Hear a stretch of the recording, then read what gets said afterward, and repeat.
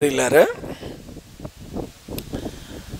నిజంగా పరిశుద్ధ గ్రంథం చాలా లోతైన ఆత్మీయ మర్మములతో కూడినటువంటిది. మానవుడిని అద్భుతమైన విధానములో తీర్చిదిద్దేది, ఉన్నతమైన వ్యక్తిత్వములోనికి లేవనెత్తేది, అనేక ఆశీర్వాదములకు నిలయమైనది, కేంద్రమైనది పరిశుద్ధ గ్రంథం, దేవుని వాక్యం. నిజంగా దేవుని వాక్యాన్ని చదువుతూ ఉన్నప్పుడు మన ఆత్మ బహుగా ఉజ్జీవింపబడుతుంది.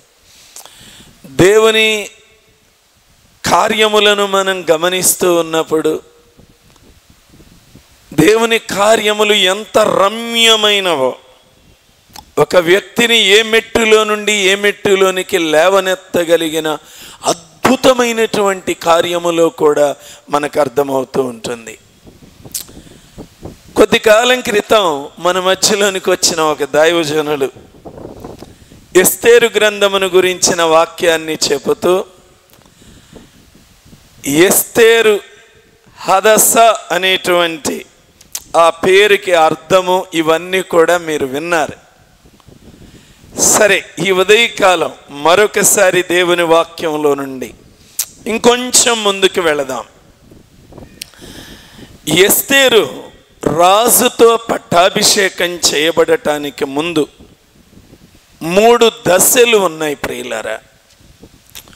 రాజుగారితో ఎస్తేరు పట్టాభిషేకం జరిగింది. ప్రియులారా, మనం కూడా ఒక రోజున దేవాది దేవునితో పట్టాభిషేకం జరిగే రోజు ఒకటి మనకి ఏర్పాటు చేయబడినది. డిఎల్ మూడీ గారు అదే అన్నారు కదా తన జీవిత దినములలో. ఏమన్నారు? భూలోకం నాకు వీడ్కోలు చెబుతూ ఉంది, పరలోకం నాకు స్వాగతం పలుకుతూ ఉన్నది, ఇది పరలోకంలో నాకు పట్టాభిషేకము జరిగే దినము.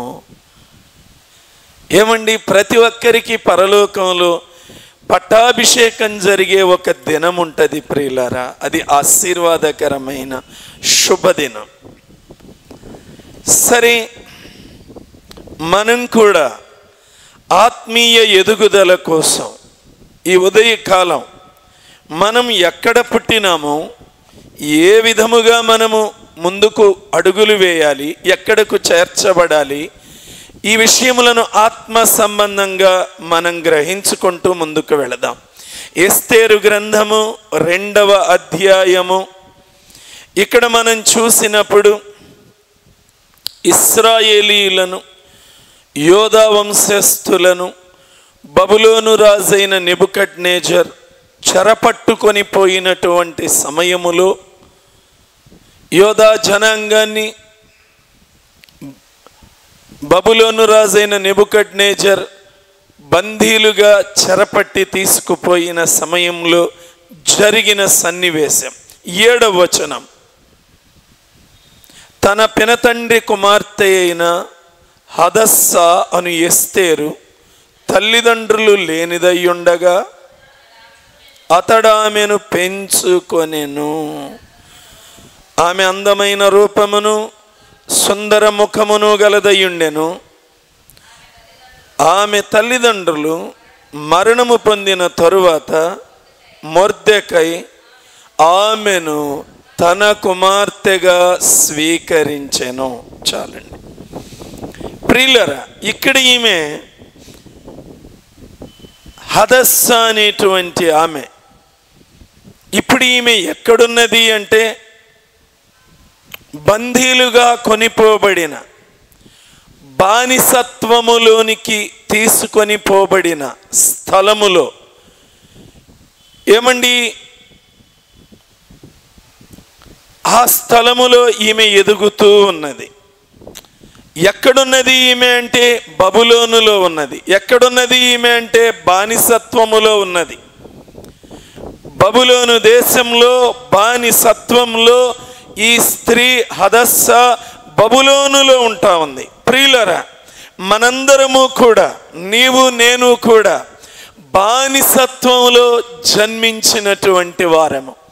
పాపపు బానిసత్వంలో జన్మించినటువంటి వారము. నా తల్లి గర్భములో నేను పాపములో జన్మించాను అని దావీదు మహారాజు అంటారు. అనగా మనం పాపమనే బానిసత్వంలో జన్మించిన వారం. ఎక్కడ జన్మించాం? మనందరము కూడా శత్రు భూభాగములో జన్మించినటువంటి వారము. ప్రభునందు ప్రియులారా, ఇక్కడ ఎస్తేరును గమనించినప్పుడు ఆమె తల్లిదండ్రులు చనిపోయినారు, తల్లిదండ్రులు లేరు, అనగా తల్లిదండ్రులు చనిపోయినారు, మొర్దుకై ఆమెను పెంచుకున్నాడు అని ఇక్కడ మనం ఈ వచనములో చూడగలుగుతూ ఉన్నాం. ప్రియులారా, మనం కూడా మన మొట్టమొదటి తల్లిదండ్రులు కూడా మనకు ఏం తీసుకొని వచ్చారు అంటే మరణాన్ని తీసుకొని వచ్చారు. దేవుడు తినవద్దు అని చెప్పినటువంటి వృక్ష ఫలములను తినటం ద్వారా వారు మరణమును తీసుకొని వచ్చారు. వారు కూడా మరణించారు. ప్రియులారా, ఆత్మ సంబంధంగా మరణించారు. మనం కూడా పుట్టినప్పుడు దిక్కులేని వారముగా, హదస్స ఏ విధంగా అయితే తల్లిదండ్రులు లేక దిక్కులేనటువంటి బిడ్డగా ఎదుగుతూ ఉన్నదో, మనం కూడా దిక్కులేని వారముగా ఇటు అటు లోకములో తిరుగుతూ ఉన్నటువంటి మనలను, ప్రియులారా, మన పరిస్థితి ఏంటి? మనం ఎక్కడ తిరుగుతున్నాం? ఒక్కసారి ద్వితీయోపదేశ కాండము 32వ అధ్యాయము, దేవుని వాక్యంలో ద్వితీయోపదేశ కాండము 32వ అధ్యాయము 10వ వచనము. అరణ్య ప్రదేశములోను భీకర ధ్వని గల పాడైన ఎడారిలోను. ఏమండి, మనం ఎక్కడ నివాసం చేస్తూ ఉన్నాం? అరణ్య ప్రదేశాలలో, భీకర ధ్వని కలిగిన పాడైన ఎడారులలో.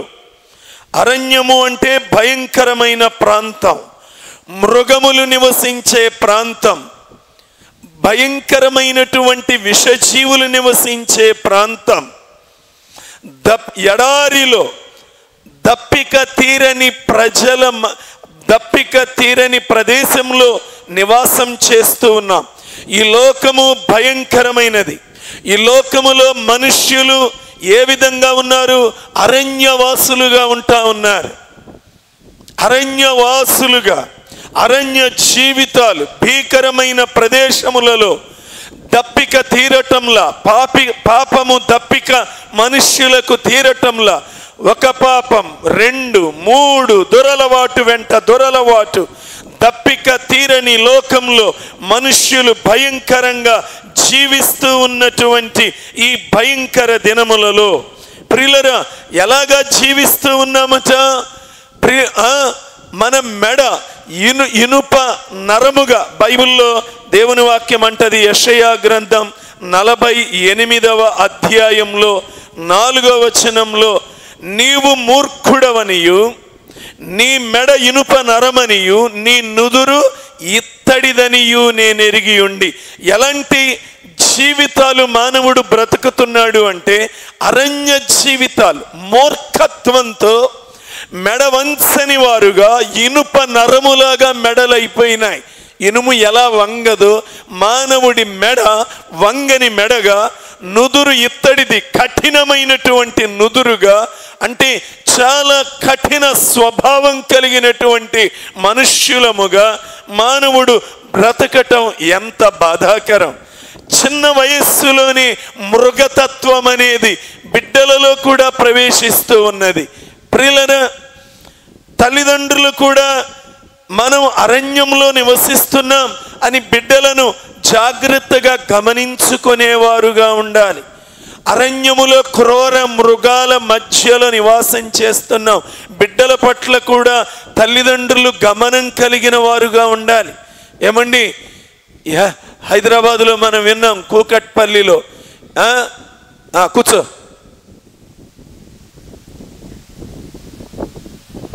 ఏం జరిగింది? 10-11 సంవత్సరాల బిడ్డని ఏం చేశాడు? 14-15 సంవత్సరాల వయసు కలిగిన పిల్లవాడు ఏ విధంగా దారుణంగా, ప్రియులరే, కారణం ఏంటి అర్థమైందా మీకు? ఆడు అరణ్యంలో బ్రతుకుతున్నాడు. తల్లిదండ్రులు గమనించుకోవద్దా? వాడు చూస్తున్న ఆ ఓటీటీ సిరీస్లో వచ్చే భయంకరమైనటువంటి సీరియల్స్ అన్నీ కూడా ఎలా హత్యలు చేయాలి, ఎలా దొంగతనాలు చేయాలి, ఏ విధంగా మనుషులు ఎదురైతే దొంగతనం చేసి వెళ్ళేటప్పుడు ఎలా చంపుకుంటూ వెళ్ళిపోవాలి, నేరాన్ని ఎలా కప్పిపుచ్చాలి, 5-6 సంవత్సరాలుగా అవి చూస్తూ ఉన్నాడట. ప్రియులరా, ఎంత భయంకరమైన లోకంలో! ఏమండి, నిజంగా నిన్న ఒక 3-4 నిమిషాలు నేను ఆ డీసీపీ గారి ప్రెస్ మీట్ విన్నాను. తల్లి అడుగుతుందట కుమారుణ్ణి, అరే నువ్వేమన్నా చేసావా ఈ పని అని అడిగిందంట. అంటే ఆ 20 కత్తిపోట్లు 14-15 సంవత్సరాల వయస్సు కలిగిన పిల్లవాడు పొడిచాడు అనే అనుమానం ఎవరికి వచ్చింది? ఏం సంభాషించుకోవాలి ఇంటిలో? పాపం ఆ బిడ్డంట ఎవరో దుర్మార్గంగా అంత క్రూరంగా చంపారంట. అయ్యో కదా బాబు, అమ్మో అని ఇలాంటి సంభాషణ ఉండాలి కుటుంబంలో. కానీ అక్కడ ఎలాంటి భయంకరమైన సంభాషణ! ఆ తల్లి కుమారుణ్ణి అడిగిందంట, నువ్వేమన్నా ఈ పని చేశావా? 14-15 సంవత్సరాల వయసు కలిగిన కొడుకు ఇలా తయారయ్యాడంటే తల్లిదండ్రులు ఎంత గుడ్డోళ్ళు! వాడు చూసేది సెల్ ఫోన్లు ఇయటం ఫ్యాషన్ అయిపోయింది. నీకేగానే ఉంది సెల్ ఫోన్. బడాయి తల్లిదండ్రులు. ఎందుకు 15-16 ఏళ్ళు లేవు వాళ్ళకి నువ్వు సెల్ ఫోన్ ఇస్తున్నావంటే నువ్వు సరైన వ్యక్తివి కానే కాదు, నువ్వు భయంకరమైన నరహంతకుడివి, నరహంతకురాలివి. బిడ్డలకి చిన్న వయస్సులో సెల్ ఫోన్లు ఇచ్చే తల్లిదండ్రులారా, మీరు వాళ్ళని గమనించలేరు, మీరు వాళ్ళ మీద శ్రద్ధ పెట్టలేరు, మీరు వాళ్ళ మీద దృష్టి పెట్టలేరు. వాడు ఏం చూస్తున్నాడో నువ్వు నియంత్రణ చెయ్యలేవు. ఎందుకండి? నువ్వు సెల్ ఫోన్తోనే పెరిగావా? ఎందుకు ఇస్తున్నావు నీ బిడ్డకి? నీ దగ్గర భక్తి లేక నువ్వు పడిపోయి, నువ్వు పతనమైపోయి, నువ్వు భక్తిలో జారిపోయి బిడ్డల్ని పాడు చేసే తల్లిదండ్రులు అయిపోయారు. ఎందుకు ఇస్తావు సెల్ ఫోన్? ఒక చదువులో ఒక మెట్టుకు వచ్చాక వారికి ఖచ్చితంగా ఇది అవసరమో అనుకున్నాక ఇంటికి దూరంగా ఉంటున్నారని అనుకున్నప్పుడు కమ్యూనికేషన్ కోసం ఇవ్వాలి. చూడండి, అరణ్యాలలో బ్రతుకుతున్నారు. తల్లిదండ్రులే మెడ ఇనుమ నరంగా చేసుకున్నారు, నుదురు ఇత్తడిగా చేసుకున్నారు. వాక్యం ఎంతన్నా చెప్పని, ఎంతన్నా దిద్దని దైవజనులు తల్లిదండ్రులు మారటంలా, ముందు వీళ్ళకి బుద్ధి రావటంలా వీళ్ళు మూర్ఖులైపోయారు. ఇది బాధతో చెప్తున్న మాటలు. వాళ్ళంటే లోకస్తులు. నువ్వు దేవుణ్ణి ఎరిగిన తల్లివి, దేవుణ్ణి ఎరిగిన తండ్రివి, మళ్ళీ పైకి కనపడితే పెద్ద భక్తుడిగా, భక్తురాలుగా కనబడతావు. ఎందుకు ఇస్తున్నావు నీ ఇంట్లో చిన్నపిల్లలకి సెల్ ఫోన్లు? అరణ్యంలో నివాసం చేస్తూ ఉన్నాం, పాడు చేసుకుంటున్నాం కుటుంబాలలో బిడ్డలని. దేవుని పిల్లల పుస్తకాలు కొని, దేవుని చక్కగా బైబిల్ కథలుండే పుస్తకాలు కొని, చిన్న చిన్న పాటల పుస్తకాలు, బైబిల్ పుస్తకాలు కొని వారికిచ్చి రోజు ఒకటి దగ్గర కూర్చోబెట్టుకొని చెబుతూ, ఈ భక్తి ఆశలే లేవు. నీ దగ్గర ఉంటేగా ఈ భక్తి వాళ్ళకి నేర్పించడానికి. ప్రియ సంగమా, ఎటు తీసుకెళ్తున్నాం? తల్లిదండ్రులమైన మనం బిడ్డల్ని ఏ బాటలో తీసుకొని వెళ్తున్నాం? ఇకనైనా మారండి తల్లిదండ్రులారా. మీ ఇళ్లలో 15-16 అసలు మైనారిటీ దాటకుండా పిల్లలకి సెల్ ఫోన్ ఇవ్వవద్దు.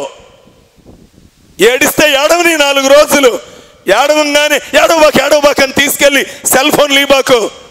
బుద్ధిగా ప్రవర్తించు. ప్రియులారా, ఎంత వేదన! క్రైస్తవ సమాజం కూడా మాదిరి చూపించలేని వాళ్ళు అయిపోతున్నారు.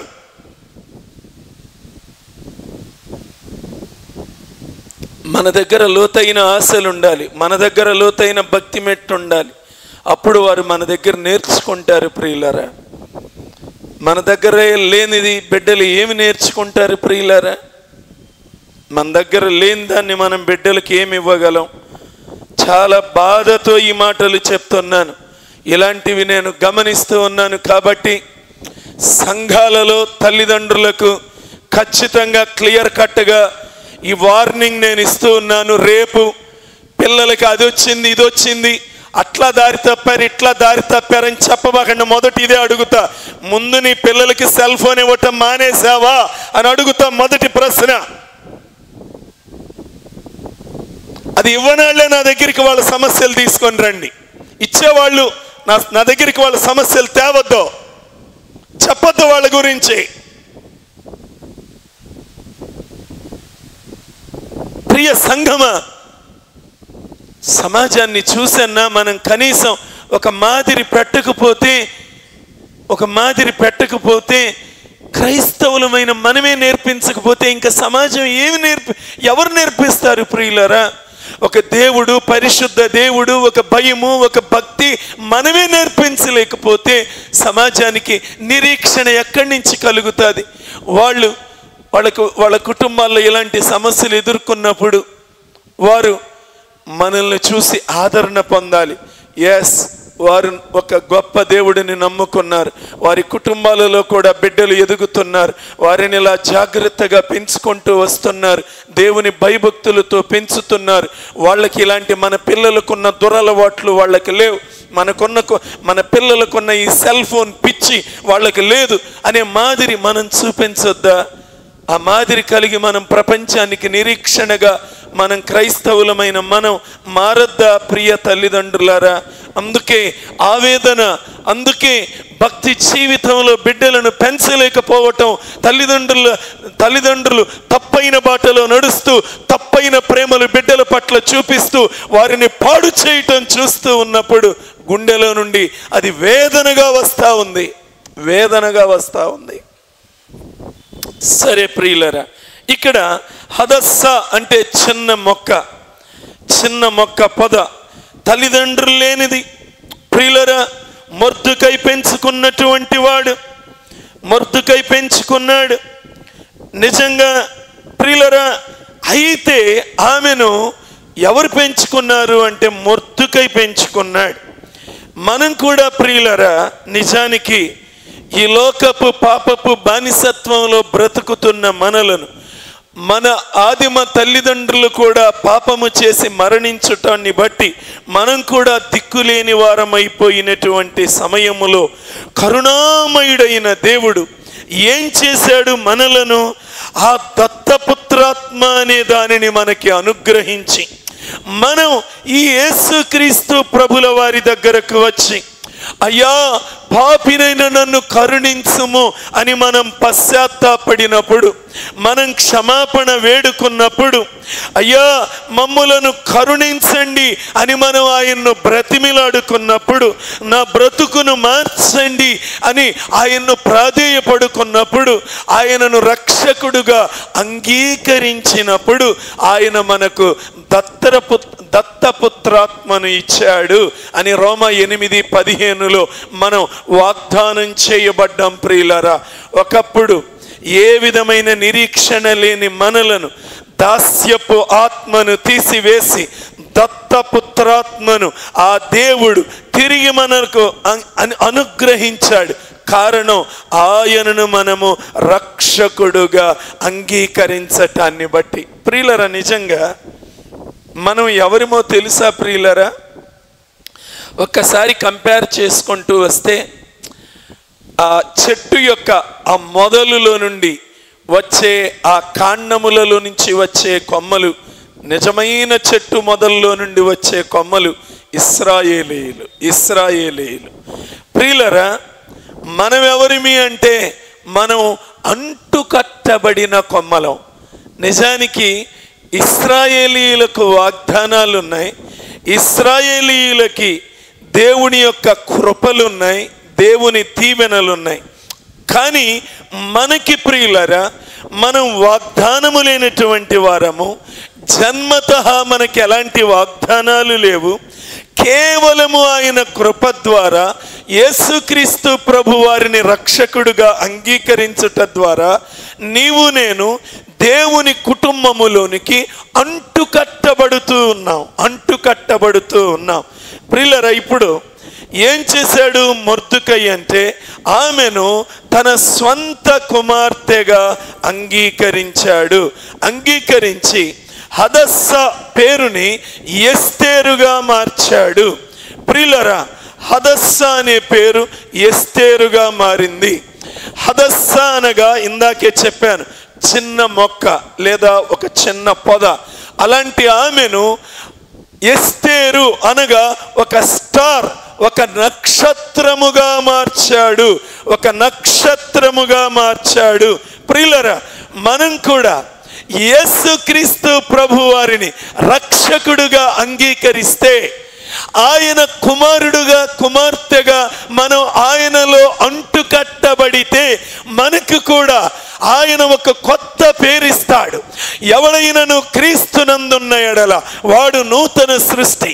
మనం యేసుతో అంటకట్టబడితే, యేసు ప్రభుని అంగీకరిస్తే మన పేరు మారిపోతుంది. ప్రియులారా, మనకి నీతిమంతుడనే పేరు, మనకి పరిశుద్ధులనే పేరు, మనకు సత్యవంతులనే పేరు, మనకి దేవుని భయభక్తులు కలిగిన వారనే పేరు. ప్రియులారా, మరి దేవుడు ఒక కొత్త పేరు ఏం పెడతాడో నాకు తెలియదు, కానీ అద్భుతమైన పేరు ఇస్తాడు. మన పేరు జీవ గ్రంథములో వ్రాయబడుతుంది. మనం మార్చబడాలి. ప్రియులారా, మన పౌరస్థితి మారిపోతుంది. నువ్వు మార్పు చెందావు అంటే, నువ్వు యేసుతో అంటకట్టబడటానికి ఇష్టపడ్డావు అంటే నీ పౌరస్థితి పరలోక పౌరస్థితిగా మారిపోతుంది.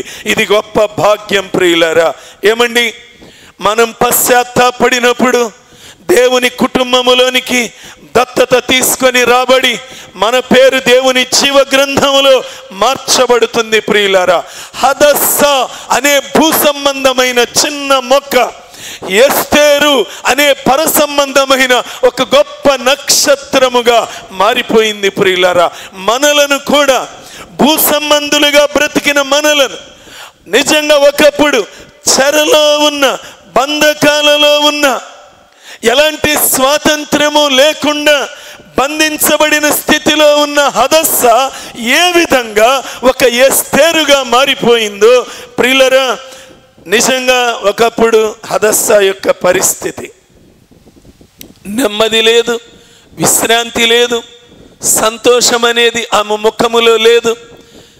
పరదేశంలోనికి బానిస బిడ్డగా చెరలో ఉన్నప్పుడు అసలు కడుపు నిండా ఆహారం దొరుకుతుంది అన్నటువంటి నిరీక్షణే ఉండదు. అలాంటి సమయములో ప్రియులారా, ఈ భూ సంబంధమైన హదస్స ఎలాగా పర సంబంధమైన ఎస్తేరుగా ఎలా మార్చబడుతుందో, మనలను కూడా అరణ్యములో తిరుగుతున్న మనలను, ఎడారులలో సంచరిస్తున్న మనలను, దేవుని భయము లేకుండా ఇష్టానుసారముగా వేటాడుతూ, లోకమును వేటాడుతూ బ్రతుకుతున్న మనలను, నెమ్మది లేకుండా ఇటు అటు తిరుగుతూ ఉన్న మనలను, ఆదరణ లేని మనలను ఆ కరుణామయుడిని అంగీకరించటం ద్వారా ఆయన మనలను దత్తపుత్రాత్మను మనకిచ్చి రక్షణ ద్వారా ఆయన కూడా ప్రియులారా మనలను పట్టాభిషేకం చేయటానికి, రాణిగా అంగీకరించటానికి ఆయన మొదటి మెట్టు వేశాడు. ప్రియులారా, ఈ లోకంలో నువ్వు రక్షణ పొందటం, యేసుక్రీస్తు ప్రభుల వారిని రక్షకుడుగా అంగీకరించటం, అది మొదటి మెట్టు రక్షణ పొందటం. రెండవదిగా ప్రియులారా, పట్టాభిషేకం చేయబడాలి అంటే ముందుగా ఏం జరగాలో తెలుసా? పవిత్రపరచబడాలి, పరిశుద్ధపరచబడాలి. ఇది చాలా ముఖ్యం. ప్రియులారా, ఏం జరిగిందో చూడండి. 2వ అధ్యాయము 9వ వచనము. ఎస్తేరు 2:9. ఆ చిన్నది అతని దృష్టికి ఇంపైనది గనుక, ప్రియులారా, ఆ చిన్నదంట హెగే దృష్టికి, ఎవరి వశములో ఈ స్త్రీలను పెట్టాడో, రాణిగా ఎంపిక చేయబడటానికి, పట్టాభిషేకం చేయబడటానికి వీరందరినీ హెగే అనే ఒక వ్యక్తి క్రిందకు అప్పగించారు. ఆ చిన్నది ఎస్తేరు హెగే దృష్టికి ఇంపైనది. ప్రియులరా, హెగే దృష్టికి ఇంపైనదిగా ఉందంట. ఎందుకు ఇంపైనదిగా ఉన్నది? ఇంపైనదిగా ఉన్నది అంటే ఎస్తేరు యొక్క వైఖరి, ఎస్తేరు యొక్క మంచి వైఖరి ఆమెను హెగే దృష్టికి ఇంపైనదిగా చేసింది. ప్రియులరా, రక్షణ పొందిన తరువాత మనం కూడా పవిత్రపరచబడాలి, పరిశుద్ధపరచబడాలి. మన వైఖరి మంచి వైఖరిగా మారాలి, మన వైఖరిలో మార్పు రావాలి. ఇంతకు ముందున్న వైఖరి, దేవుడిని ఎరగక ముందు ఉన్న వైఖరి మార్చబడాలి. సరి అయిన మంచి వైఖరిగా మన వైఖరి రూపుదిద్దబడాలి. ప్రియులరా, మన నోటి వెంట ఏ విధమైన అపవిత్రమైన మాటలు, చెడ్డ మాటలు, కల్మషమైన మాటలు ఏవి రాకూడదు. ప్రియులరా, ఇవే మొదట మన సాక్ష్యాన్ని ప్రతిబింబించేవి. రక్షణ పొందిన తరువాత మొదట మన సాక్ష్యం బయట ప్రపంచానికి అర్థమయ్యేది మన నోట్లో నుంచి వచ్చే మాట తీరును బట్టి. ప్రియులరా, ఎఫెసీలకు రాసిన పత్రికలో 5వ అధ్యాయంలో ఎలా ఉండాలని బైబిల్ చెప్తుందో చూడండి. ఎఫెసీ 5వ అధ్యాయము 3-4 వచనములు. మీలో జారత్వమే కానీ, ఏ విధమైన అపవిత్రతయే కానీ, లోభత్వమే కానీ వీటి పేరైనను ఎత్తకూడదు. ఇదే పరిశుద్ధులకు తగినది.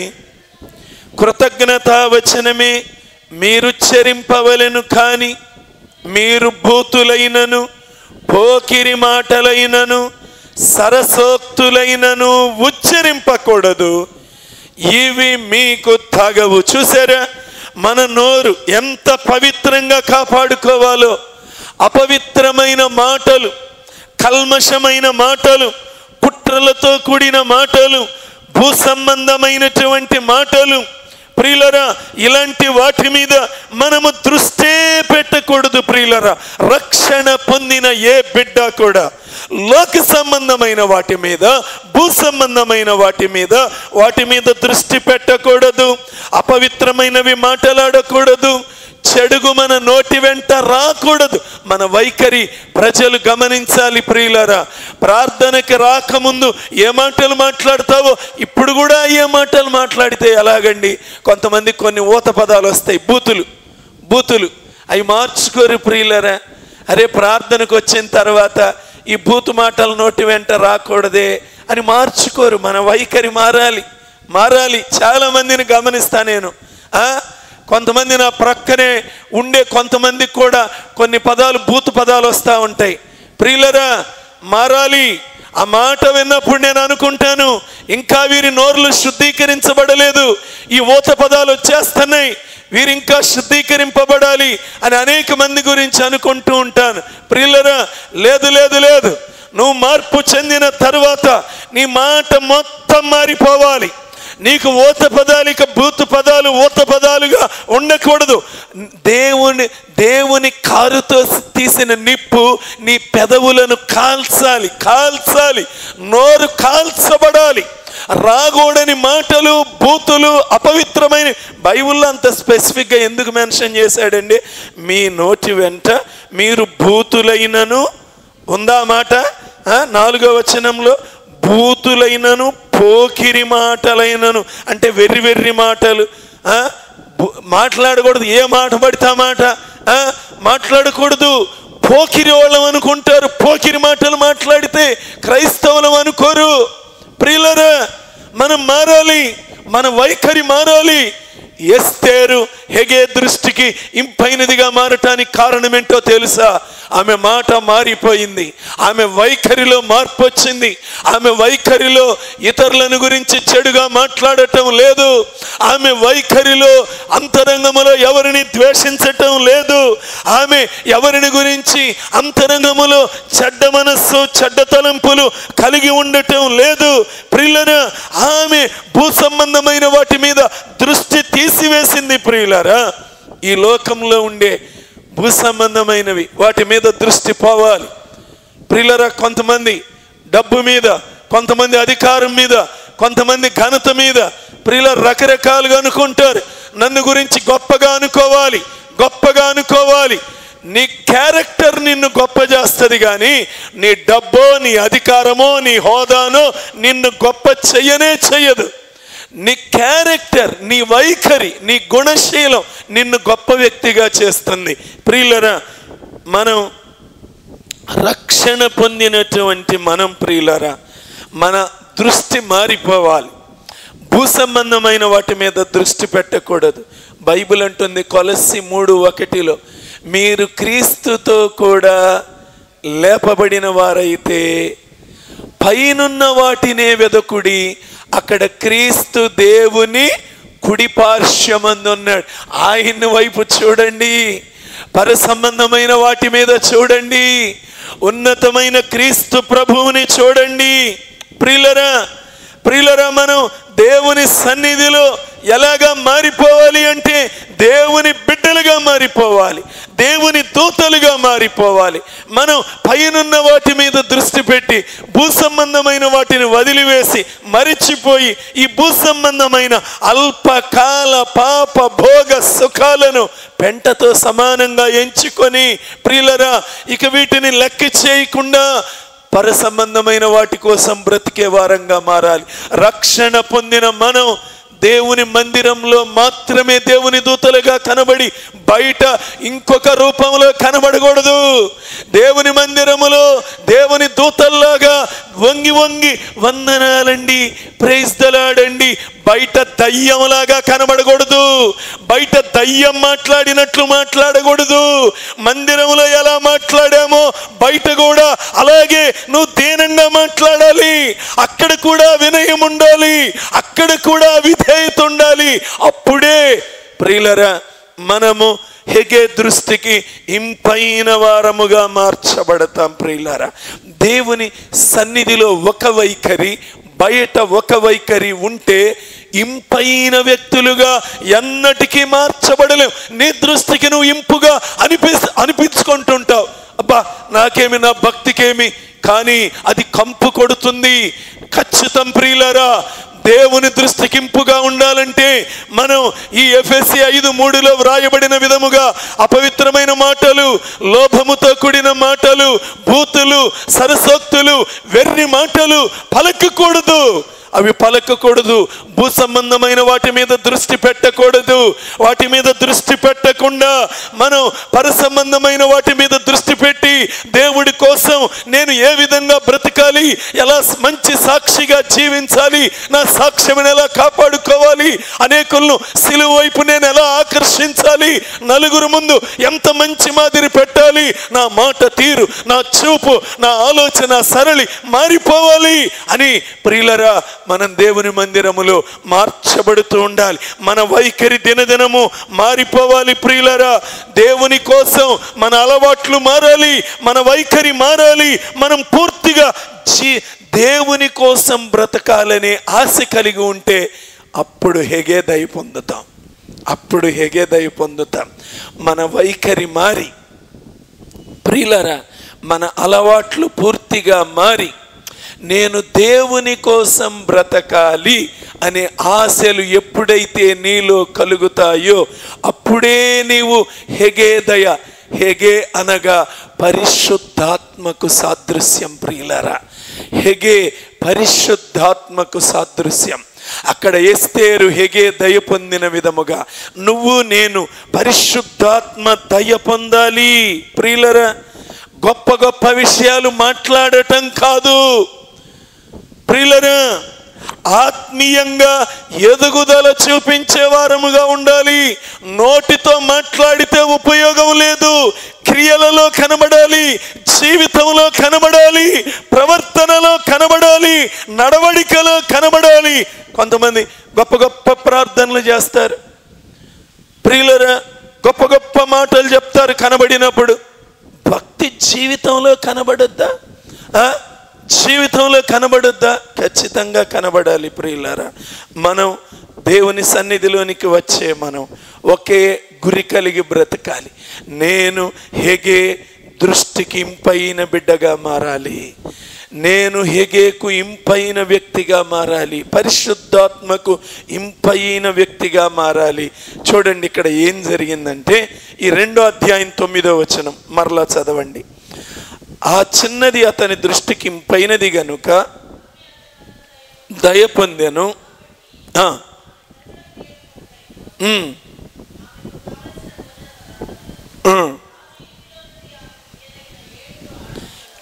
ఏడుగురు చెలికత్తెలనిచ్చారట ఆమెకు పరిచర్య చేయటానికి.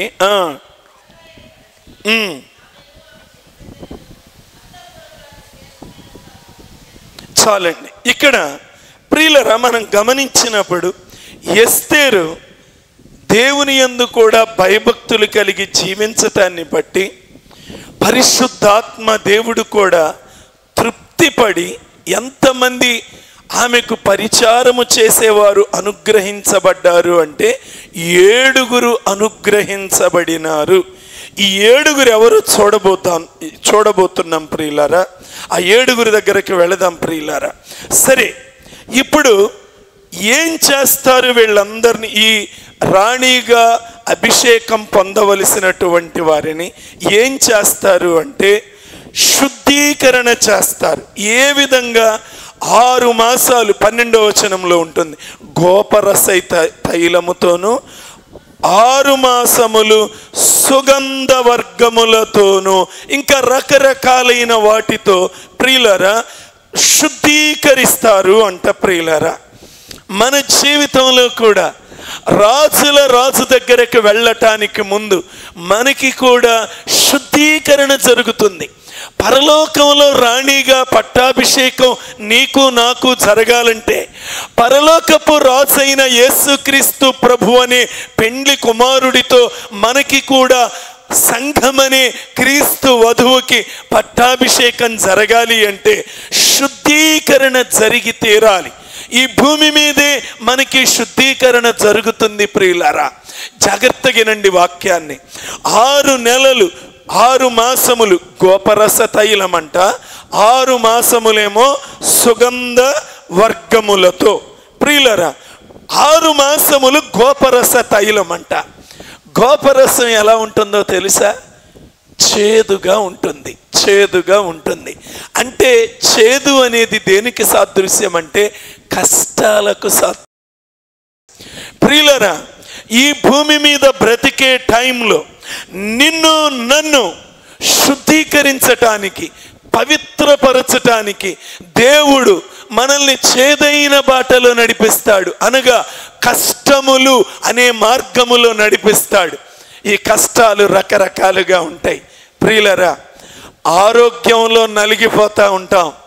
అమ్మో ఏంటి, నేను దేవుడి సన్నిధికి వెళుతున్నానే, ప్రభువుని ఆరాధన చేస్తున్నానే, ప్రభువుకింత నమ్మకంగా ఉంటున్నానే, అరే నేను అసలు నా హృదయం కానుగ్గా వేశాను, దేవుడు నాకు ఇచ్చిన దానిలో నమ్మకంగా ఉంటున్నాను, అయినా ఈ రోగం ఏంటి నన్ను ఇలాగా ఇబ్బంది పెడుతూ ఉంది. నలిగిపోతావు కదా. చాలాసార్లు వస్తుంది ఈ ఆలోచన, చాలాసార్లు వస్తుంది. ఆర్థికంగా ఏది ముట్టుకున్నా కరెంట్ షాకే, ఏది ముట్టుకున్నా నష్టం వస్తూ ఉంటుంది. ఎంత కష్టపడినా 1 అడుగు ముందుకేస్తే 4 అడుగులు వెనక్కబడతా ఉంటుంది. ఏంటి, నేను దేవుడికి నమ్మకంగా లేనమ్మను. సైతానుడు నువ్వు దేవుడికి నమ్మకంగా లేవు, నీలో మంచితనం లేదు అని మనల్ని శోధిస్తూ ఉంటుంది. మనం కుంగిపోతూ ఉంటాం. నేను ఎక్కడో తప్పిపోయానేమో, ఎక్కడో జారిపోయానేమో, పడిపోయానేమో. ప్రియులరా, రకరకాల ఆలోచనలతో కొట్టబడుతూ ఉంటాం. ఆత్మీయంగా, ఆరోగ్యపరంగా, ఆర్థిక పరంగా, మానసికంగా ఒక శ్రమ, ఒక రూపంలో ఆరోగ్యం కుదుటబడిందిలే నాకు అనుకుంటే ఇంట్లో ఇంకొకళ్ళకు మొదలవుద్ది. వాళ్ళకి తగ్గిందిలే అంటే ఇంకొక ఆర్థిక సమస్య మొదలైంది. అది తగ్గిందిలే అంటే ఇంకొక శోధన మొదలైద్ది ఎవరో ఒకళ్ళ ద్వారా. రకరకాలు ఈ కష్టాలు, ఈ చేదుబాటలు మనం బ్రతకాల్సిందే. ఇవన్నీ ఎందుకో తెలుసా? ఈ శ్రమలు, ఈ కష్టములు, నష్టములు, దుఃఖములు, ఈ శోధనలు, వీటి ద్వారా దేవుడు మనలను పవిత్రపరుస్తారు, శుద్ధీకరిస్తారు. ఎప్పుడు రాని మాటలు ఎప్పుడు వస్తాయో తెలుసా? కష్టాల్లో ఉన్నప్పుడు వస్తాయి. అయ్యా అయ్యా ఎక్కడన్నా బాధ పెట్టానయ్యా, అయ్యా ఎక్కడన్నా తప్పిపోయానయ్యా, అయ్యా నాకు ఒక తరుణమే అయ్యా, మీకు నమ్మకంగా బ్రతుకుతానయ్యా, ఇంకెప్పుడు ఈ తప్పు చేయనయ్యా. ఎప్పుడంటాం? అంత తగ్గించుకొని. అంత సమృద్ధిగా ఉన్నప్పుడు గుండి ఇప్పదేస్తాం, పైగుండి ఇప్పదేస్తాం. అప్పుడు దేనత్వం రాదు, అప్పుడు విరిగినలిగిన మనసు రాదు, అప్పుడు మెత్తబడం. ఖచ్చితంగా కఠినత్వం మనలో ఉంటుంది. అందుకే దేవుడు ఏం చేస్తాడో తెలుసా? చేదుతో సిద్ధపరుస్తాడు. అందుకే శ్రమల కొలిమిలో గుండా నేను నిన్ను నడిపిస్తాను అన్నాడు. ఆ తరువాత సువర్ణము వలె, యోబు గారు అన్నాడు కదా, దేవుడు నన్ను ఇప్పుడు పరిశోధన చేస్తున్నాడు, నేను చివరికి ఆయనకు సువర్ణం వలె కనబడబోతున్నాను. ఎస్ ప్రియులరా, ఆయన మనలను శ్రమల కొలిమిలో గుండా తీసుకొని వెళతాడు. ఎందుకంటే మనలను శుద్ధీకరించటానికి. ప్రియులరా, 7 రకాలైన ఆత్మలు 7 ఎస్తేరుకు అనుగ్రహించబడ్డారు అని ఉంది కదా. వారు ఆ 7 స్త్రీలు, ఇక్కడ మనం 7 పరిచారకులను పరిశుద్ధాత్మని యొక్క 7 అనగానే 7 దూతలుగా చూడొచ్చు. అవి మీరు తర్వాత చదువుకోండి. యెషయా గ్రంథం 11వ అధ్యాయంలో అక్కడ దేవుని ఆత్మ ఎలాంటి ఆత్మ? జ్ఞాన వివేకములకు ఆధారమగు ఆత్మ, నిత్యుడగు ఆత్మ. ఈ విధంగా దేవుని ఆత్మ, పరిశుద్ధాత్మ మనల్ని శుద్ధీకరించుట ద్వారా మనం పవిత్రపరచబడతాం. దేవుని ఆత్మ రకరకాలుగా మనల్ని శుద్ధీకరిస్తుంది. ప్రియులారా, ఏమండి, మనం రక్షణ పొందిన తరువాత పట్టాభిషేకం చేయబడటానికి ముందు 7 పరిశుద్ధ ఆత్మల ద్వారా మనం ఖచ్చితంగా శుద్ధీకరింపబడాలి. ప్రియులారా, అందుకే మీరు ఆ వచనాన్ని ఖచ్చితంగా దగ్గర పెట్టుకొని, యెహోవా ఆత్మ జ్ఞాన వివేకములకు ఆధారమగు ఆత్మ, ఆలోచనలు, బలము, వీటన్నిటినీ ఆయన మీదే ఆధారపడి మన ఆలోచనలు, మన బలము అన్నీ కూడా శుద్ధీకరించబడి, మన తెలివి, దేవుని యందలి భయభక్తులు, ఇవన్నిటినీ మనలో కలుగ చేసే ఆ దేవుని ఆత్మ ద్వారా మనం శుద్ధీకరించబడాలి. సౌందర్యంగా శుద్ధీకరణ చేయబడాలి. ముడత, కళంకము, డాగు మన ఆత్మకు ఏది అంటకుండా వాటి అన్నిటి నుండి మనం శుద్ధీకరించబడాలి. ప్రియులారా, చూడండి,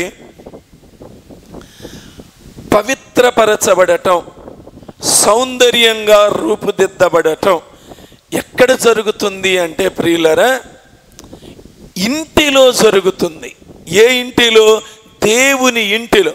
ఇప్పుడు మనం బయట వీధుల్లో వెళుతూ ఉన్నాం. మనం శుద్ధీకరించబడతామా?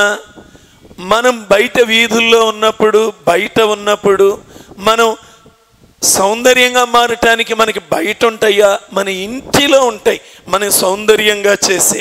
అలాగే ప్రియులరా, వీధిలో నువ్వు సువార్త విన్నావు, రక్షణ పొందావు, సరే ఓకే, కానీ పవిత్రపరచబడటం, సౌందర్యపరచబడటం ఎక్కడ జరిగిద్దో తెలుసా?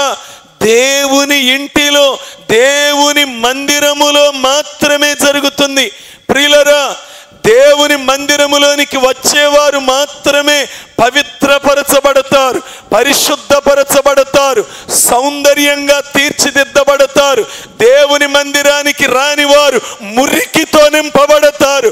వారి నోరు మురికి, వారి హృదయం మురికి, వారి తలంపులు మురికి, వారి బ్రతుకే మురికిగా మారిపోతుంది. అందుకే నువ్వు దేవుని మందిరాన్ని ప్రేమించాలి. ఒక్క ఆదివారం కూడా పోగొట్టుకోకుండా దేవుని మందిరానికి నువ్వు రావాలి. సౌందర్యవంతులుగా రూపుదిద్దబడటం, పవిత్రపరచబడటం, పరిశుద్ధపరచబడటం దేవుని ఇంటిలో జరుగుతుంది. దేవుని మందిరం అనే ఇంటిలోనే నీవు శుద్ధీకరించబడతావు. నీలో ఉన్న మొండితనం, నీలో ఉన్న పెంకితనం, నీలో ఉన్న మూర్ఖత్వం తొలగిపోవాలి అంటే ప్రియులారా అవి కాల్చబడాలి. దేవుని సన్నిధిలోనికి వచ్చినప్పుడు, వాక్యం వింటున్నప్పుడు వాక్యం నిన్ను కాలుస్తుంది, వాక్యం నిన్ను శుద్ధీకరిస్తుంది, వాక్యం నిన్ను పవిత్రపరుస్తుంది. మందిరానికి రాకుండా నేను పవిత్రంగా ఉన్నాను అని మోసపోవద్దు. మందిరములో, దేవుని ఇంటిలో ప్రియులారా మనం కాల్చబడతాం. ప్రియులారా వాక్యం గట్టిగా తగులుతుంది. ప్రియులారా మనం శుద్ధీకరించబడతాం. ఈ వాక్యం నీకు తగిలే కొలది నువ్వు కాల్చబడుతూ ఉంటావు. నీ అంతరంగంలో అవును కదా, నాలో ఇంకా ఈ మురికుంది కదా, ఇది మారలేదు కదా, నేను దేవుని ఇంటికి వెళితే కదా శుద్ధీకరించబడేది అని నువ్వు శుద్ధీకరించబడతావు. ప్రియులారా 6 నెలలు కష్టాలుంటాయి, కన్నీరుంటుంది, సమస్యలుంటాయి, అంటే జీవితంలో కొంతకాలం చేదనేది ఉంటుంది. తర్వాత 6 మాసాలు ఏంటంట, మొదటి 6 మాసాలేమో గోపరస తైలము, తర్వాత సుగంధ వర్గాలు. ప్రియులరా అంటే నెమ్మది, సమాధానం, సంతోషం. ప్రియులరా సుగంధ వర్గాలంటే వీటికి సాదృశ్యం. నెమ్మది, సమాధానం, సంతోషం. ప్రియులరా ఎప్పుడు శ్రమల్ని దేవుడు ఉంచడు, గుర్తుపెట్టుకోండి. ఎప్పుడు శ్రమలున్నా కూడా హృదయం కఠినపరచబడే అవకాశం ఉంటుంది. కాబట్టి దేవుడు ఎవరిని ఎప్పుడు శ్రమల్లోనే ఉంచడు. వాళ్ళు శ్రమలు కావాలని పడితే తప్ప దేవుడు మాత్రం ఎవరిని ఉంచడు. ప్రియులరా ఖచ్చితంగా దేవుడు రెండింటినీ ఉంచుతాడు. సుఖ దుఃఖాలు అనేవి జీవితంలో కామన్. ప్రియులారా దుఃఖాలే మనల్ని సౌందర్యవంతంగా తీర్చిదిద్దుతాయి. నువ్వు కష్టంలో ఉన్నప్పుడే దేవుడికి సన్నిహితంగా రాగలుగుతావు.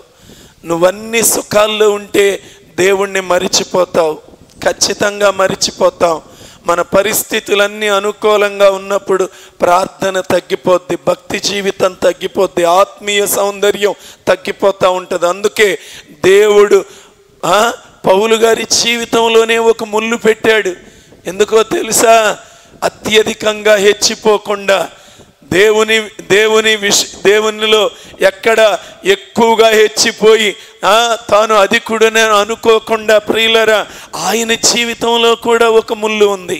సరే ప్రియులరా 13వ వచనము, మరియు అంతఃపురములో నుండి రాజు ఇంటికి వెళ్ళవలసిన సమయమందు ఆమె ఏమేమి కోరునో అది అట్టి స్త్రీకి ఇయ్యబడుట కద్దు. రాజు ఎదుట నిలవబడవలసిన సమయం ఒకటి ఉందంట. ప్రియులరా వీళ్ళు ఒక ఇంటిలో ఉంచబడ్డారు. ఆ ఉంచబడిన ఇంటిలో పరిశుద్ధాత్మ ద్వారా సిద్ధం చేయబడతారు. ఎంతమందిని సిద్ధం చేస్తారు చూడండి. ఇక్కడ ఒకళ్ళు కాదు ప్రియులరా, అనేక మంది స్త్రీలు ఉన్నారు. వాళ్ళందరినీ కూడా చాలా మందిని ప్రియులరా కన్యకలు అని 8వ వచనంలో కన్యకలు అనేకులు అని వ్రాయబడింది. చాలా మంది కన్యకలు ఉన్నారట ప్రియులరా. అయితే ప్రియులరా వీళ్ళల్లో ఎవరు కూడా హెగే సిద్ధపరిచే దానితో సంతృప్తి చెందలేదంట. హెగే సిద్ధపరిచే దానితో సంతృప్తి చెందలేదు. కానీ ఎస్తేరు మాత్రం హెగే సిద్ధపరిచే దానితోనే సంతృప్తి చెందింది. అనగా ప్రియులరా మనం పరిశుద్ధాత్మ మనలను వేటితో సిద్ధపరుస్తుందో వాటితో తృప్తిపరచబడాలి. పరిశుద్ధాత్ముడు మనకి ఏమేమి అందుబాటులో పెడతాడో వాటితో తృప్తిపరచబడాలి. ఇంకా ఎక్కువ కోరుకోకూడదు. పరిశుద్ధాత్మకు రాజు మనస్సు తెలుసు. తండ్రి, కుమార, పరిశుద్ధాత్మ. ఆ కుమారుడి యొక్క మనస్సు, ఆ రాజు యొక్క మనస్సు ఎవరికి తెలుసు? పరిశుద్ధాత్ముడికి తెలుసు. అందుకనే ప్రియులారా అవసరమైన సిద్ధపాటు ఎవరిస్తారు? పరిశుద్ధాత్ముడిస్తాడు ప్రియులారా. కానీ అనేక సార్లు మనం కూడా పరిశుద్ధాత్ముడిచ్చే వాటితో తృప్తి పొందలేం. నాకు ఇంకా అది కావాలి, ఇది కావాలి, అధికారం కావాలి, ఈ పెత్తనం కావాలి, అది కావాలి, ఇది కావాలని గొడవ చేస్తూ ఉంటాం ప్రియులారా. లేదు లేదు లేదు, పరిశుద్ధాత్ముడు ఇచ్చిన దానితో తృప్తి చెందాలి. ఇంకా మనం కోరుకోకూడదు, నాకు అది కావాలి, ఇది కావాలని అడగకూడదు. పరిశుద్ధాత్మ ఏదిస్తే దానితో తృప్తి పడాలి. ఆయన చేదు అనుభవాలు ఇస్తారు, మధురమైన అనుభవాలు ఇస్తారు. డాక్టర్ దగ్గరికి వెళ్ళామనుకోండి, డాక్టర్ దగ్గరికి వెళ్ళినప్పుడు ప్రియులారా, ఆయన 2 రకాల ట్యాబ్లెట్లు ఇస్తాడు. 2 రకాల ట్యాబ్లెట్లు ఇస్తాడు ఖచ్చితంగా. ఒకదాని ద్వారా ఒక ట్యాబ్లెట్ వేసుకుంటే లోపల ఉన్న రోగ క్రిములు చచ్చిపోతాయి. రెండో ట్యాబ్లెట్ వేసుకుంటే బలం పొందుతాం. ఇది వేసుకోండి మీ రోగం తగ్గిపోతుంది అంటాడు, ఇది వేసుకోండి మీకు బలం వస్తుంది అంటాడు. 2 రకాలు ఇస్తాడు ఏ డాక్టర్ అయినా కూడా. మనం లేకపోతే మన ముఖం చూడంగానే ఆయనకి జాలి కలిగిద్ది. ఒరే చాలా నీరసంగా ఉన్నారా పాపం ఆయన, అవసరమైతే అమ్మా నీకు షైనీ 2 సెలైన్లన్నా పెడతామమ్మా అంటారు. ముఖం వెంక చూడంగానే అర్థమైపోద్ది. ప్రియులరా, ఆయన జాలి పడతారు. పరిశుద్ధాత్మకు తెలుసు ప్రియులరా, ఇవి 2 ఇవ్వాలి, లేకపోతే ఈ రెండిట్లో ఏది ఇవ్వకపోయినా స్కెలిటన్ అయిపోతాం, అస్థి పంజరం అయిపోతాం. ఖచ్చితంగా రోగ క్రిములు చచ్చిపోవాలి. అంటే లోపల మన బాడీ మీద అటాక్ చేసి ఆ లోపల ఉన్న క్రిములను చంపేది ఇవ్వాలి. అదే టైంలో మన శరీరానికి బలాన్ని ఇచ్చే ట్యాబ్లెట్ను కూడా ఇవ్వాలి ప్రియులారా. కాబట్టి ఖచ్చితంగా ఒక మంచి డాక్టర్ 2 ట్యాబ్లెట్స్ ఇస్తాడు. అదేవిధంగా ప్రియులారా, పరిశుద్ధాత్మ దేవునికి కూడా తెలుసు ఏ విధంగా నిన్ను నన్ను పరలోకానికి సిద్ధపరచాలో. అందుకని కష్టం రాగానే కుంగిపోబాకు, దిగులు పడబాకు, విచారపడబాకు. అయ్యా ఏంటి ఇలా అయిపోయింది అని తిరిగి ప్రియులరా దేవుడు నీకు ఇస్తాడు. ఎప్పుడు 6 నెలలు కష్టాలుంటే, గోపరసం ఉంటే 6 నెలలు తిరిగి సుగంధ వర్గాలు ఉంటాయి. మరలా కోరుకునే అవకాశం దేవుడిని ఖచ్చితంగా ఇస్తాడు ప్రియులారా. పరిశుద్ధాత్ముడు మనల్ని సిద్ధపరుస్తాడు ప్రియులారా. 15వ వచనం మొర్దెకై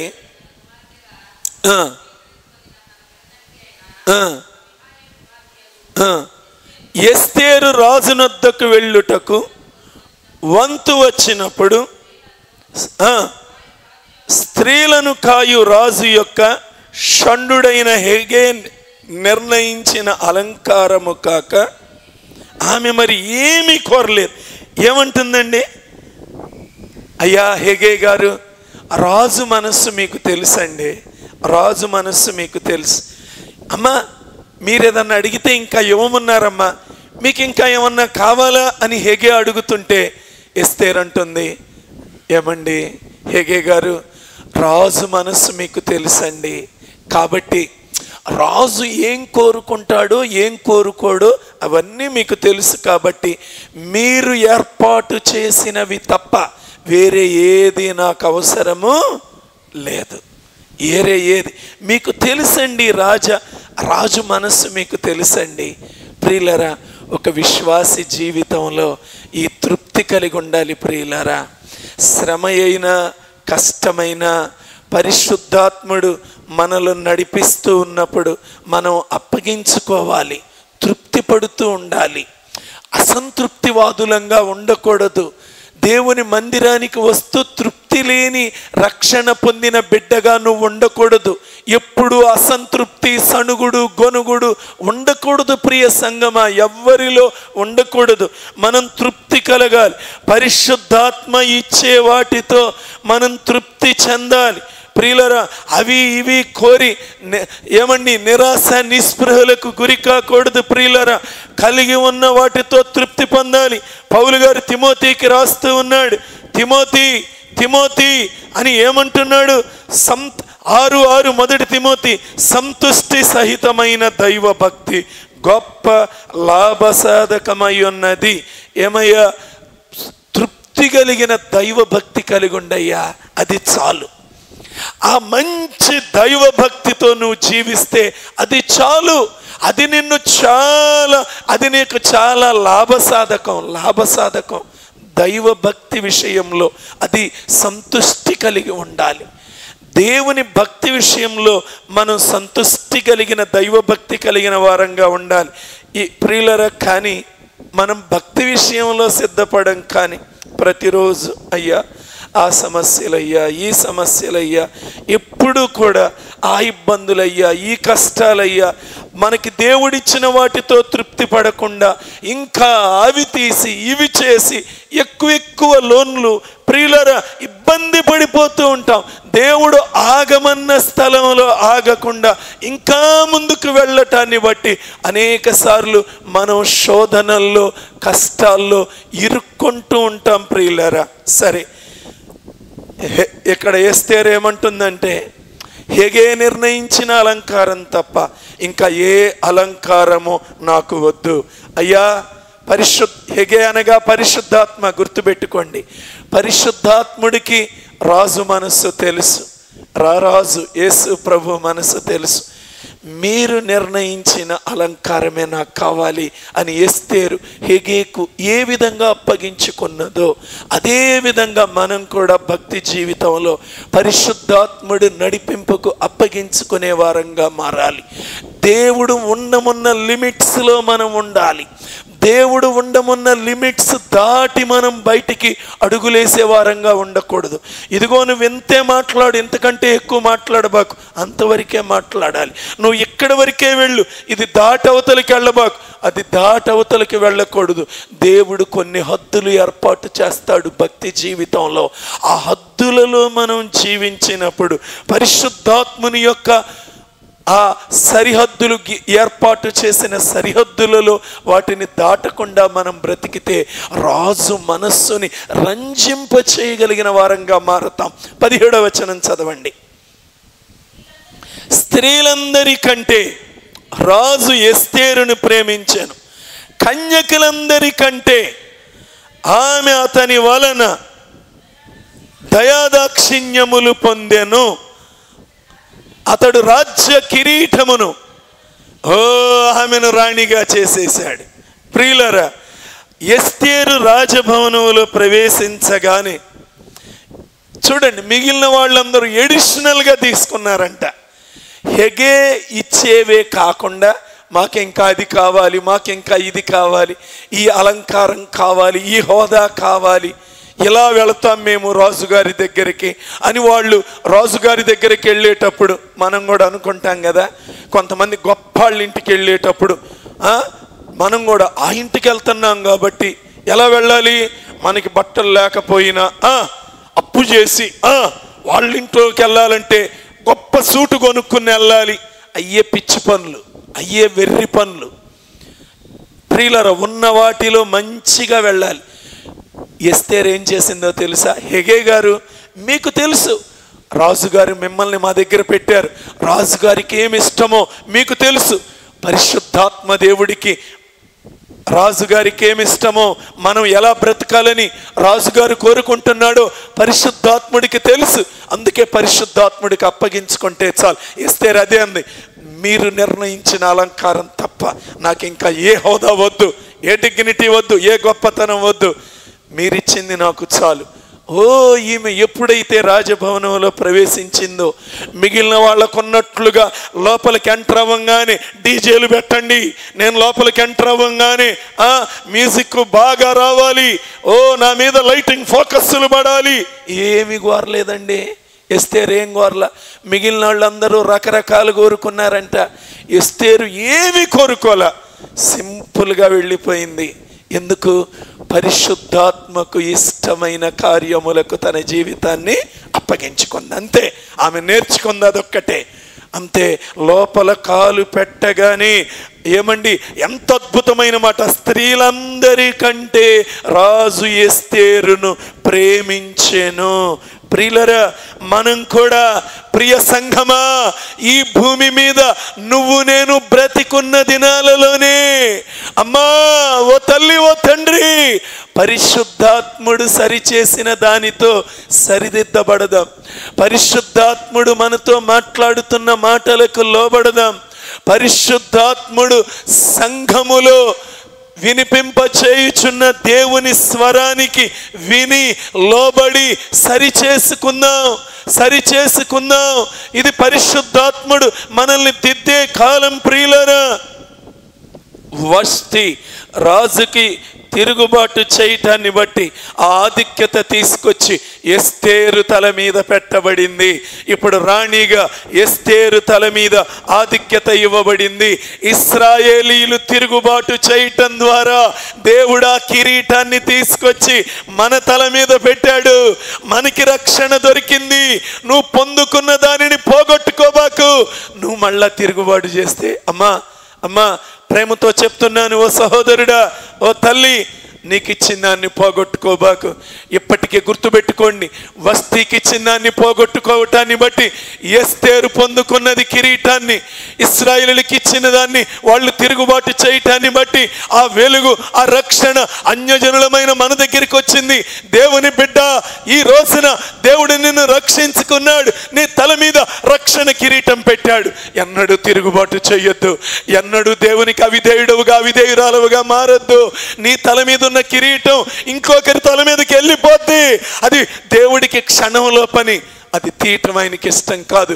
అందుకే నా ద్వారా పరిశుద్ధాత్ముడు మాట్లాడుతున్నాడు. ప్రియ సంఘమా, పోగొట్టుకోవద్దు.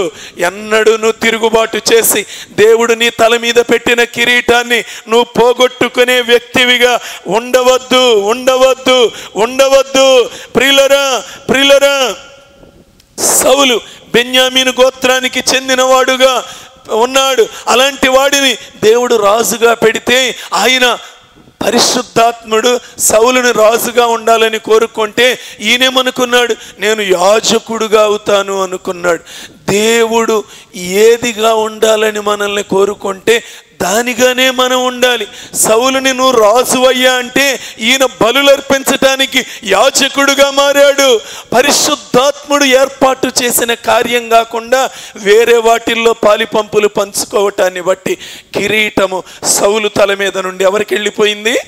దావీదుకు వెళ్ళిపోయింది. చూసారా ప్రియులరా, పరిశుద్ధాత్ముడు ఇచ్చిన దానిని మనం ప్రియులరా, అది కాక ఇంకా మనం మన స్వంత చేతుల్లోనికి పెత్తనం తీసుకుంటే మనం ఏదిగా ఉండకూడదో, దేవుడు మనల్ని ఏదిగా అంగీకరించడో అది గనక మనం పొందుకోవాలనుకుంటే ప్రియులరా మనం పోగొట్టుకుంటాం. ప్రియులరా, ఏమండి, యోధా దేవుని శిష్యుడిగా ఉండాలి అని దేవుడు కోరుకుంటే యోధా పోగొట్టుకున్నాడు. ప్రియులారా, మనం పోగొట్టుకోకూడదు.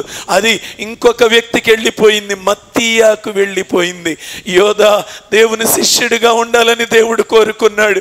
సంఘములో నువ్వు దేవుని కుమార్తెగా, నువ్వు దేవుని కుమారుడవుగా ఉండాలి అని దేవుడు కోరుకుంటున్నాడు. పోగొట్టుకోవద్దు. పరిశుద్ధాత్ముడు నిన్ను కోరుకుంటున్నాడు. అందుకే నిన్ను దేవుని మందిరానికి తీసుకొచ్చాడు. నువ్వు ఆయన్ని వదిలిపెట్టుకోవద్దు. ఆ కృప ఇంకొకళ్ళకి వెళ్ళిపోతుంది. ప్రియులారా, ఆ కృప ఇంకొకళ్ళకి వెళ్ళిపోతుంది. గమనించండి. ఎస్తేరు సామాన్యమైన వ్యక్తి, కానీ పిలువబడినది ఏర్పడినది. అబ్బా, బైబిల్లో దేవుడండి కొంతమందిని ఎలా ఏర్పాటు చేసుకుంటాడు? పిలువబడిన వారంట, ఏర్పరచబడిన వారంట, నమ్మకమైన వారంట. 17-14 ప్రకటనలో ఉంటుంది. 3 విధాలుగా. ప్రియులరా, నిజంగా ఎస్తేరు జీవితంలో పిలువబడింది, ఏర్పరచబడినది, నమ్మకమైనటువంటి బిడ్డంట. ప్రియులరా, మనం కూడా అలాగా బ్రతకాలని దేవుడు కోరుకుంటున్నాడండి. ఈ 3 స్టెప్పులు మన జీవితంలో కూడా ఉండాలి. పిలువబడినాము, ఏర్పరచుకున్నాడు దేవుడు మనల్ని. ఇప్పుడు మనం ఎలా ఉండాలంట? నమ్మకమైన వారుగా ఉంటే కిరీటం పెడతాడంట. ఆ కిరీటం పెట్టాలి అంటే పిలువబడిన నీవు, ఏర్పరచుకొనబడిన నీవు ఆయన బిడ్డగా రక్తంతో ఏర్పాటు చేసుకున్నాడే. ఇప్పుడు నువ్వు నేను ఎలా ఉండాలంట? నమ్మకమైన వారుగా ఉండాలి. ప్రియులరా, 3 ఎల్లప్పుడూ చాలా ప్రాముఖ్యమైనవి. ఆవరణము, పరిశుద్ధ స్థలము, అతి పరిశుద్ధ స్థలము. అలానే ప్రియులరా, ప్రతి విషయంలో చూడండి, మనకు కూడా 3 ఉంటాయి. పస్కా అనుభవము, తర్వాత పెంతెకోస్తు అనుభవము, పర్ణశాల అనుభవము అని 3 అనుభవాలు ఉంటాయి. తర్వాత పిల్లలారా, యవ్వనులారా, పెద్దలారా, 3 అనుభవాలు. అదేవిధంగా ప్రియులారా, దావీదుకు కూడా అభిషేకం 3 విధాలుగా జరిగింది. ఎక్కడెక్కడో చెప్పండి, మీరు చెప్పండి. 3 చోట్ల దావీదుకి అభిషేకం జరిగింది. ఎక్కడెక్కడ? ఒకటి మొదటిది చెప్పండి. మొదటిది ఇంటిలో జరిగింది. సమూయేలు ప్రవక్త వచ్చి ఇంటిలో చేశాడు. రెండవ అభిషేకం యోదావారి మధ్యలో రెండవ అభిషేకం జరిగింది. మూడవ అభిషేకం అన్ని గోత్రాలకి కలిపి 3వ అభిషేకం జరిగింది. ప్రియులారా, ఇశ్రాయేలు ప్రజలంతట్లో ఈ విధంగా ప్రియులారా 3 మెట్లు, 3 అనుభవాలు మనందరం కలిగి ఉండాలి. ఎంతకాలం అన్న బయట ఆవరణంలోనే ఉండటం కాదు, మెల్లగా భక్తి జీవితంలో పెరిగి పరిశుద్ధ స్థలంలోకి రావాలి. ఆ తర్వాత అతి పరిశుద్ధ స్థలంలో దేవుడి పాదాలు పట్టుకొని ఉన్నతమైన మెట్టులోనికి లేవాలి. మనం అభిషేకం వెంట అభిషేకం, దేవుడి అభిషేకం మనం పొందుకోవాలి. ప్రియులరా, బలమైన దేవుని అభిషేకం మనం పొందుకోవాలి. పరిశుద్ధాత్ముడికి ఇష్టంగా బ్రతికితే ఈ అభిషేకాలు మనకి దొరుకుతాయి. సరే ప్రియులరా, మీకు ఇక్కడ చెప్పవలసిన చివరిలోకి వస్తున్నాను. ఇక్కడ ఏం జరుగుతుందో తెలుసా? చాలామందిని రాజుగారి దగ్గరికి తీసుకెళ్తున్నారు. అందరినీ చూస్తున్నాడు, ఇట్టంటున్నాడు. ఏమంటున్నాడు? ఇట్టంటున్నాడు. చూస్తున్నాడు, ఇట్టంటున్నాడు. ఇట్ట అన్నాడు అంటే ఇక పరిస్థితి తెలుసా? 2వ అంతఃపురము ఎక్కడికి వెళ్ళిపోతున్నారు వీళ్ళు? ఇది నా సొంత మాటలు కాదు, 14వ వచనంలో ఉంటుంది. రాజు ఇట్లా అన్నాడు అంటే చాలా మంది కన్యకలను తీసుకొచ్చారు కదా. ఈ కన్యకలు ఒక్కొక్కరు రాజు ముందు పేరేడ్. వీళ్ళు లోపలికి రాగానే ఈమె ముందు చెప్పెళ్తుంది. హెగే కోరుకున్నది కాకుండా, పరిశుద్ధాత్ముడు కోరుకున్నది కాకుండా. ఇందాక చెప్పాగా మీకు, నేను స్టేజ్ మీదకి రాగానే లైటింగ్, డిస్కో లైట్లు పడాలి, అబ్బో డీజే మ్యూజిక్లు మాగాలి, అన్నీ కోరుకుంటా ఫ్యాషన్గా అడుగులేస్తా వెళ్తున్నారు. ప్రియులారా, వీళ్ళు ఎవ్వరు పనికిరాలా. పరిశుద్ధాత్ముడు కోరుకున్న అలంకారం ఉన్నటువంటి ఎస్తేరు ఎప్పుడైతే దేవుని మందిరములో ఆమె వెళ్ళిందో ప్రియులారా, ఆమె ఒక్కదానికే పరిశుద్ధాత్మకు లోబడి, పరిశుద్ధాత్ముడు ఇచ్చిన వాటితో తృప్తి చెందిన ఆమెకు ఒక్కదానికే రాజు దయ, రాజు కృప ఆమెకు ఒక్కదానికే దొరికింది. ప్రియులారా, ఏమండి, ఇక్కడ మీకు ఒక్క మాట చెప్పనా? ఎవ్వరిని రాణిగా పిలవలేదు. వాళ్ళందరినీ ఏమని పిలిచారో తెలుసా? వాళ్ళందరినీ కూడా ఉంపుడు గత్తెలు అని పిలిచారు. రాజు ఇట్లా అన్నాడు, అందరినీ ఏమని పిలిచారు?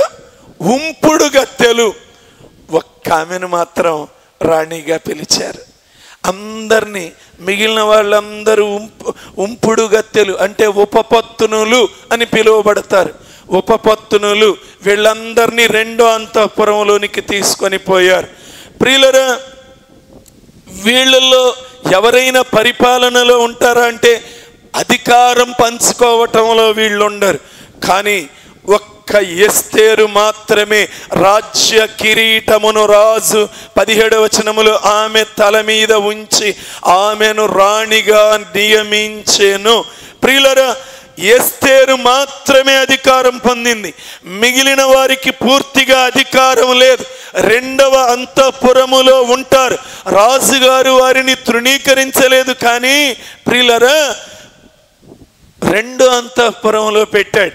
వీళ్ళు రాణిగా ఉండటానికి తగరు. ఎందుకంటే హెగే నిర్ణయించిన హెగే దగ్గర తర్ఫీదు పొందారు, కానీ హెగే మీద ఆధారపడలేదు. పరిశుద్ధాత్ముడు మనలను ట్రైనింగ్ ఇస్తున్నప్పుడు పరిశుద్ధాత్ముడు మీద ఆధారపడాలి. మన స్వంత జ్ఞానం మీద, మన స్వంత తెలివి మీద మనం ఆధారపడితే ప్రియులరా, ఇంకొక అంతఃపురంలో ఉంటాం. నరకంలో వరకు తప్పించుకుంటావేమో, అంతవరకే కోళ్ల ఫారంలో ఉంటావు. కానీ రాజభవనములో, రాజు యొక్క మొదటి అంతఃపురములో ఉండలేం.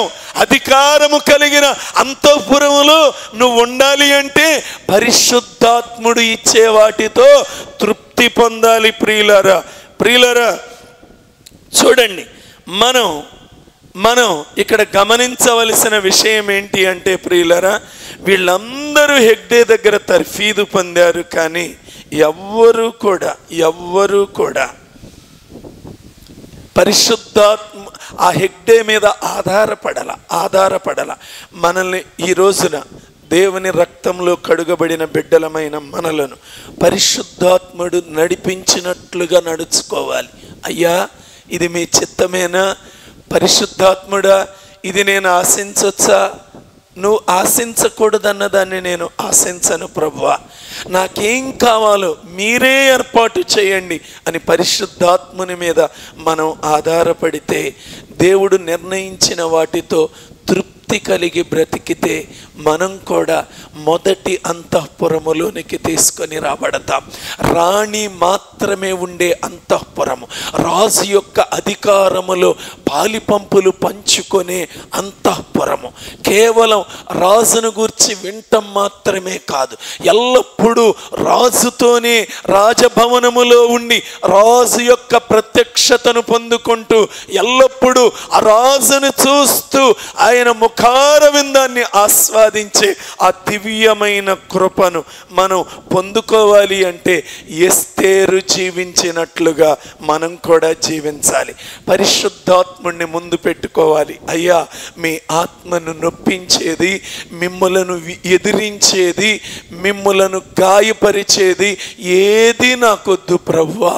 పరిశుద్ధాత్ముడా, మీరు సంతోషపడే క్రియే నేను కలిగి ఉండాలి, ఆ భక్తే నేను కలిగి ఉండాలి, ఆ ఆశలే నేను కలిగి ఉండాలి. పరిశుద్ధాత్ముడిని బాధ పెట్టే ఆలోచనలు, ఆశలు, కోరికలు నాలో ఉండకూడదని పూర్తిగా మనం పరిశుద్ధాత్ముడి మీద ఆధారపడి జీవిస్తే, ఆయన మీద ఎస్తేరు ఆధారపడినట్లుగా ఆధారపడితే ఖచ్చితంగా చెప్పగలను, మొదటి అంతఃపురంలో చేర్చబడతాం. లేదా భక్తిలో తేడాగా గనక బ్రతికాము అంటే రెండవ అంతఃపురం. నువ్వు మారు మనసు పొందిన వ్యక్తివైనా, నువ్వు రక్షణ పొందిన వ్యక్తివైనా, నీ మెట్టు దేవునికి సన్నిహితంగా ఉండే ఆ కృప పోగొట్టుకుంటాం ప్రియులారా. వద్దండి, ఈ రోజు నుంచి పరిశుద్ధాత్ముడా, నిన్ను బాధ పెట్టే ఏది నేను చేయనయ్యా, నువ్వు అనుమతించింది చాలయ్యా, నువ్వు ఇచ్చేది చాలయ్యా, ఇంకా మీరు కోరుకున్న మెట్టులో నేను బ్రతుకుతానయ్యా, దానిని దాటిన అడుగులు కుడికైనా ఎడమకైనా నేను వెయ్యనయ్యా, మీరు ఇచ్చేవి తప్ప ఇంకా నేను భూ సంబంధమైన వాటి మీద వీటి మీద లోకాన్ని పోగేసుకోనయ్యా, వాటి కోసమే పగలు రాత్రి కష్టపడనయ్యా, మీకోసం బ్రతుకుతా, మీరు ఏర్పాటు చేసిన హద్దుల్లో బ్రతుకుతా. అయ్యా, రాజు మనస్సు మీకు తెలుసు పరిశుద్ధాత్ముడా, నేను రాజు మనసుని సంతోష పెట్టాలి, రాజు దయ పొందాలి, రాజు కృప పొందాలి, అట్లా నన్ను సిద్ధం చేయి అని దేవుడిని అడుగుదామా? ఖచ్చితంగా సిద్ధం చేస్తాడు. ప్రార్థన చేసుకుందాం.